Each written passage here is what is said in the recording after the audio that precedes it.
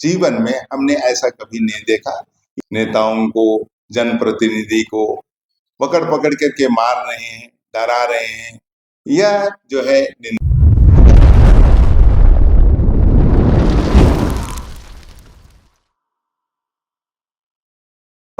सभी झारखंड वासियों को नमस्कार, जोहार। और सभी वेस्ट बंगाल के हमारे जनता को जोहार, नमस्कार। जैसा कि आप पिछला इलेक्शन, विधानसभा का इलेक्शन हुआ और इस इलेक्शन में जो नतीजा आया वो नतीजा टीएमसी को स्वीकार नहीं है, क्योंकि जो भी वहाँ पर धांधली हुआ या जो भी इलेक्शन में हेर फेर हुआ, लेकिन फिर भी बीजेपी सरकार वहाँ सरकार बनाई है। हम सरकार बनाई है, उसके लिए उसको हम धन्यवाद देते हैं। लेकिन हमारी ये आशा है कि टीएमसी जिस तरह से वहाँ पर शासन की और जिस तरह से के शासन के दरमियान शांति बना रहा, वेस्ट बंगाल जो है शांतिपूर्वक चलता रहा। शासन प्रशासन पर कभी ऐसा बड़ा सवाल नहीं उतरा आया। लेकिन जिस तरह से जिस तरह से वेस्ट बंगाल में भाजपा की सरकार आई और वेस्ट बंगाल में बीजेपी की सरकार बनी, उसके बाद में वहां पर जो उथल पुथल है, जो उपद्रवी तत्व जो काम कर रहा है, ये बड़ा निंदनीय है और ये शोभनीय नहीं है। ये राजनीतिक के जीवन में हमने ऐसा कभी नहीं देखा। ये लोकतंत्र है।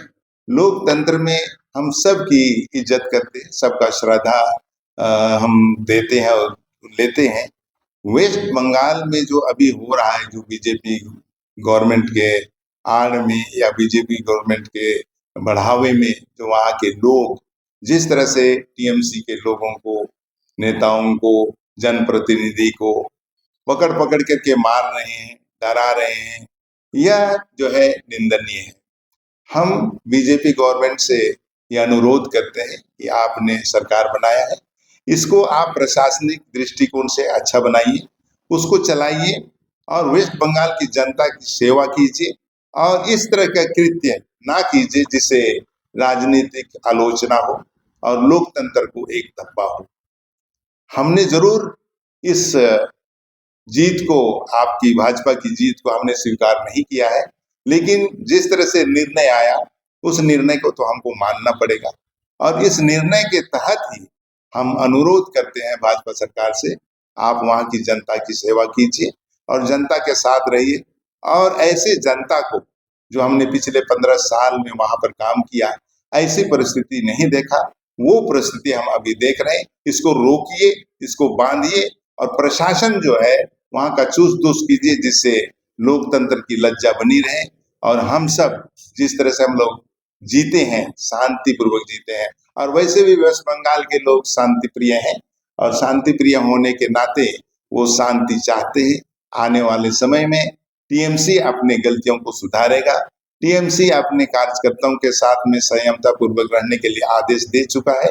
इसलिए हम संघर्ष करेंगे और आने वाले समय में उस जमीन पर, जिस जमीन पर हमने काम किया, उसको शांतिपूर्वक चलाएंगे। हम साथ साथ में इंडिया गठबंधन के साथ में भी काम करेंगे और इंडिया गठबंधन के साथ हम पहले भी थे, इंडिया गठबंधन के साथ में पहले भी हमने काम किया है। उसी तरह से हमने झारखंड में भी काम किया, पुनः हम जो है वेस्ट बंगाल में भी काम करेंगे और जिस तरह से वहाँ के लोगों की सेवा की है वो हम सेवा करेंगे। लेकिन हमको भाजपा सरकार से अनुरोध है, अनुनय विनय है कि वह जन आक्रोश को रोके, हिंसा का रास्ता ना अपनाए और शांतिपूर्वक जो है वो वेस्ट बंगाल की जनता की सेवा करे। यही मेरी मनोकामना है और यही हमारी ये सोच है और इसमें बदलाव लाके शांति प्रिय ढंग से वेस्ट बंगाल के लोगों की सेवा करें।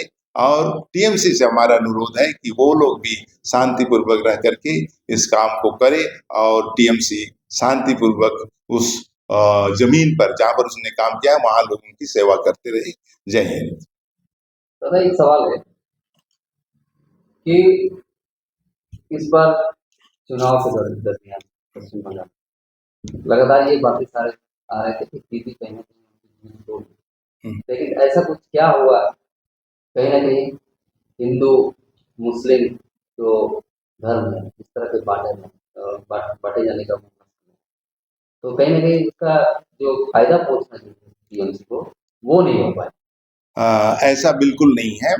ये बीजेपी की रणनीति थी और उसने जिस तरह से इलेक्शन कमिश्नर के साथ में जो साठ-गांठ किया है, तो ये इलेक्शन टीएमसी ने सिर्फ बीजेपी से नहीं लड़ा। BJP, election commission, ED, income tax और इस तरह की जितनी भी जो विभाग है, उस विभाग से लड़ा।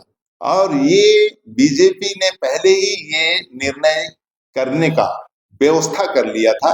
इसीलिए आप देखेंगे कि अमित शाह के भाषण में उन्होंने कहा कि 170 पार, और यह भी कहा था कि इस इलेक्शन के बाद, परिणाम होने के बाद भी यहाँ पर सीआरपीएफ फोर्स है, जो फोर्स यहाँ पर इलेक्शन करने के लिए आया है, इलेक्शन के बाद में भी 2-3 महीना रहेगा। अर्थात उन्होंने ये सारी व्यवस्था कर रखी थी। इसीलिए वो एक नैरेटिव बनाना चाहते थे हिंदू मुसलमान के आड़ में। उसकी जो अंदरूनी योजना थी उसको पूरी तरह से सफल हो, इसलिए वो नैरेटिव बनाया गया था। और इसमें हिंदू मुसलमान कोई फैक्टर नहीं है, सिर्फ और सिर्फ इलेक्शन कमिश्नर का खेल है, बीजेपी के षड्यंत्र है। और वोट लूटने की जो योजना थी उसका एक षड्यंत्र था, और इसमें और कोई दूसरा नहीं था, जिसके वजह से उसने यहाँ पर वोट लिया नहीं लेकिन वोट को लूटा है।